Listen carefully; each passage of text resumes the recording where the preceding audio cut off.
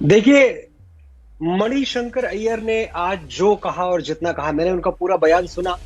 और मैं समझता हूं कि इससे जाहिलाना स्टेटमेंट या तो सलमान खुर्शीद साहब ने कुछ दिनों पहले दिया था, वो टक्कर का था, बराबरी का था, मुकाबले का था, या फिर आज मणिशंकर साहब ही उसको टॉप कर सकते थे, उन्होंने टॉप कर दिया।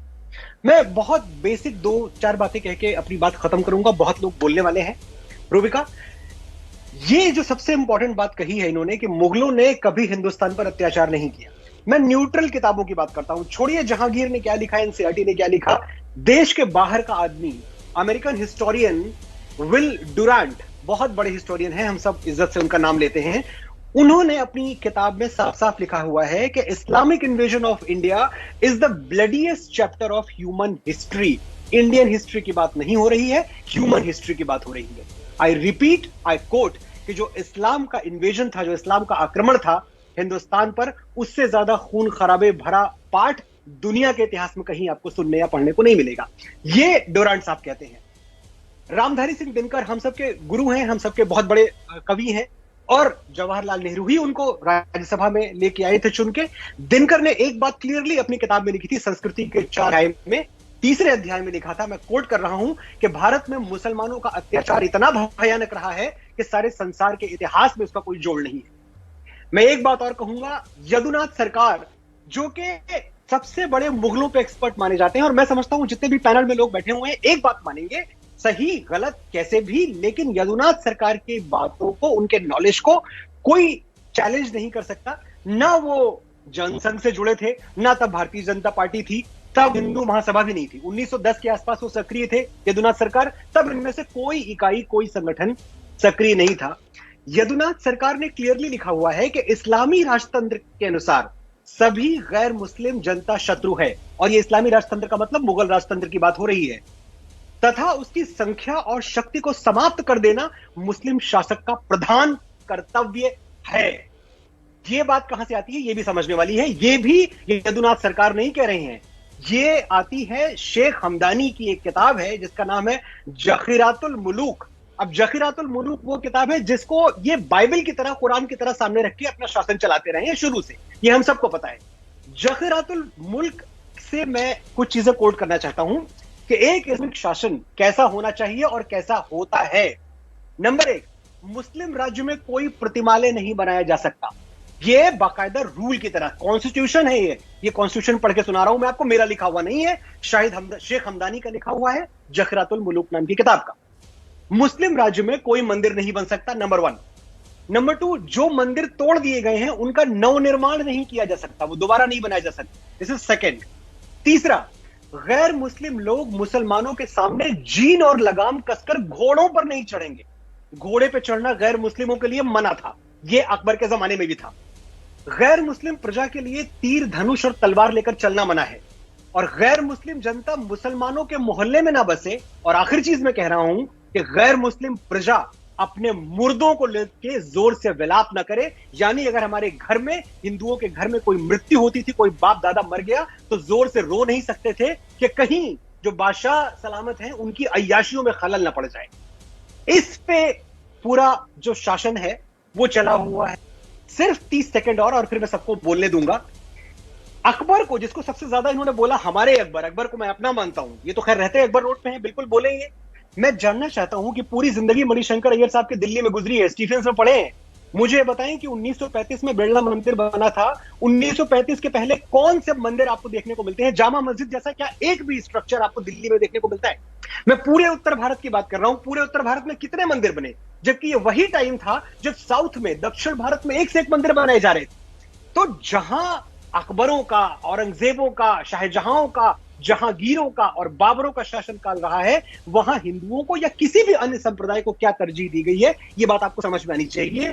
मणिशंकर अय्यर साहब को भी समझ में आनी चाहिए। और एक चीज आप देखें, अबुल फजल ने 2 किताबें लिखी हैं अकबर के बारे में, एक है आईने अकबरी और दूसरा अकबरनामा। अकबरनामा में अबुल फजल साफ साफ लिखते हैं कि जितना प्रचार साम दाम दंड भेद तरीके से अकबर ने किया है इस्लाम का, उतना बाकी कोई और मुगल नहीं कर पाया। अब अकबर का नाम आने पे मेरा खून क्यों खौलता है? क्यों मैंने बार बार अकबर को ग्लोरीफाइड डकैत बोला, और इसके बदले में मुझे पूरी जमात, जो इनमें से कुछ लोग यहां भी बैठे हैं, इन लोगों ने मेरे ऊपर आक्रमण कर दिया?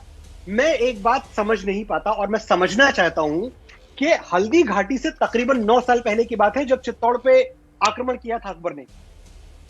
चित्तौड़ के आक्रमण का जो सबसे काला पन्ना है वो ये है कि 300 छत्राणियों ने जौहर किया अकबर की आंखों के सामने। उसको अकबर रोक सकते थे, लेकिन उन छत्राणियों को पता था कि ये अय्याश आदमी हमको छोड़ेगा ही नहीं, वरना कोई हंसते खेलते और कोई अपनी मर्जी से अपनी खुशी से आग में नहीं कूदता। ये हम सबको पता है, इंसान इंसान होता है। चित्तौड़ का किला जीतने के बाद अकबर ने 30,000 सिविलियंस को स्लॉटर किया, मौत के घाट उतारा है। सिविलियन बात कर रहा हूं मैं, निहत्थे लोग। ये हाथ में तलवार लिए हुए थे, ना तीर लिए हुए थे, ना किसी तरह का शस्त्र लिए हुए थे। क्यों मारा इनको? इनको इसलिए मारा क्योंकि ये लोग मुसलमान नहीं थे, एक खास तबके से ताल्लुक रखते थे।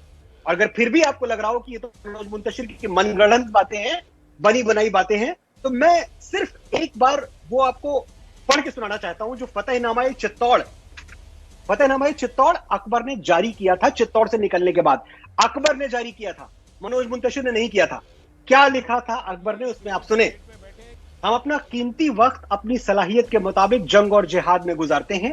शैतान काफिरों के खिलाफ टोली बनाकर हमला हुआ और उस जगह कब्जा हो गया जहां किला खुलता है। हम अपनी खून की प्यासी तलवारों से एक के बाद एक कत्ल करते चले गए और कत्ल हुए लोगों का अंबार हो गया। बाकी बचे हुए लोगों का पीछा हुआ जैसे वह डरे हुए गधे हों शेर से भागते हुए।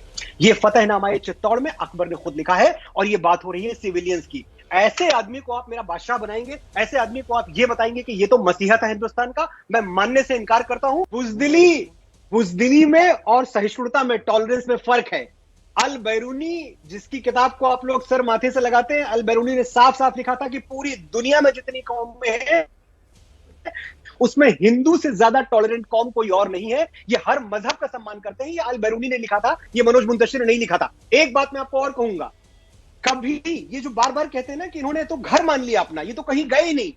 सावरकर ने कॉलोनियल पावर माना है मुगलों को, और ये कॉलोनियल पावर थे, खाली इनको कॉलोनियल पावर के तौर पर ट्रीट नहीं किया गया। इनकी जो पूरी की पूरी लॉयल्टीज थी ना, वो फरगना की तरफ थी जहां से बाबर आया था। इनकी पूरी लॉयल्टीज अरब की तरफ थी, उज्बेकिस्तान की तरफ थी। और अकबर तक के जमाने में इस बात के सबूत मिलते हैं कि बाकायदा यहां का पैसा, यहां का सोना वहां भेजा जाता रहा। और नए जमाने में आइए और ये बात ध्यान से सुनिए, जितने भी लोग बैठे हुए हैं। अल्लामा इकबाल को तो आप पता नहीं क्या समझते हैं और कैसे कैसे उनको आपने उपमान दे रखे हैं। अल्लामा इकबाल का एक शेर आपको मैं पढ़ के सुनाता हूं। हो जाए इशारा अगर शाह खुरासन का, शाह खुरासन, खुरासन वो इलाका है जो ईस्ट इराक और वेस्टर्न अफगानिस्तान के बीच का इलाका है, इसको खुरासन कहते हैं। अल्लामा इकबाल कह रहे हैं कि हो जाए इशारा अगर शाह खुरासन का, सजदा ना करूं हिंद की नापाक जमीन पर। हिंद की जमीन को नापाक बता रहा है ये आदमी, अल्लामा इकबाल। और आप मुझे ये बताने वाले हैं कि आपने और आपके मुगलों ने बड़ी मोहब्बत से इस मुल्क की मिट्टी को सराखों से लगाया है। जागिए। और आप नहीं जागेंगे ना, हम जाग चुके हैं। और मतलब ये कतई नहीं है तस्लीम साहब या जो भी मेरे साथ पैनल में लोग बैठे हुए हैं कि हम हिंदुस्तानी कोई एंटी इस्लामिक हैं। बिल्कुल नहीं है। इस देश का कोई हिंदू एंटी इस्लामिक नहीं है। हम एंटी मुगल हैं और हम जिंदगी भर एंटी मुगल रहेंगे। एक बात आप समझ लीजिए, कुछ ट्रबल्ड हिस्ट्री रही है। हमारा पास्ट, हमारा अतीत बहुत मुश्किलों से भरा हुआ रहा है। एक बार उसके बारे में बात कीजिए। उसको अंडर द रग खिसका के कारपेट के नीचे डाल के आप दबा नहीं सकते। हमसे बात कीजिए, हम बात करेंगे जो पुरानी बातें हैं। इसीलिए आपसे रुबिका बार बार कह रही है कि आक्रांता को आक्रांता मानने में शर्मिंदगी कैसी? आपकी कौन सी वफादारियां, कौन सी लॉयल्टी जुड़ी हुई है जो आप अकबर को डकैत नहीं मान सकते, उसको आक्रमणकारी नहीं मान सकते?